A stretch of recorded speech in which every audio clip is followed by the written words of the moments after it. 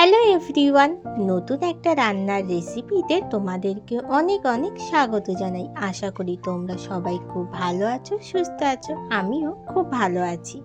নিরামিষ দিনে বাড়িতে কি বানাবো ভাবতে ভাবতে বাড়িতে খুব সহজভাবে বানিয়ে ফেললাম বাটার পনির। তো এর জন্য প্রথমে পনিরটাকে কেটে নিলাম, তারপরে শিলনোড়ায় কিছুটা পোস্ত, চালমগজ আর কাজু বাদাম ভালো করে বেটে নিলাম। তারপরে একটা কড়ার মধ্যে অল্প কিছুটা বাটার দিয়ে তার মধ্যে পনিরটাকে নুন দিয়ে ভেজে নিলাম।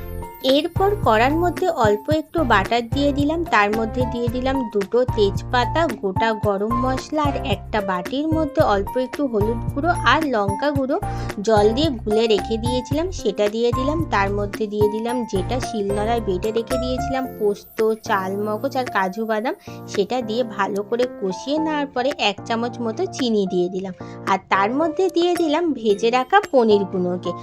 তরকারিটা ফুটে যাওয়ার পরে সবশেষে দিয়ে দিলাম 1 চামচ মতো বাটার আর অল্প একটু কাসুরি মেথি। তারপরে রেডি হয়ে গেল আমাদের বাটার পনির। তাহলে আর দেরি কেন, নিরামিষ দিনে ঘরোয়া পদ্ধতিতে বানিয়ে ফেলো এই বাটার পনির। আমি তো ভাত দিয়ে খেয়েছিলাম, জাস্ট ফাটাফাটি লেগেছিল। তোমরা চাইলে রুটি বা পরোটার সঙ্গে খেতেই পারো। আজকের রেসিপিটা যাদের যাদের ভালো লেগেছে অবশ্যই পাশে থেকো। টাটা।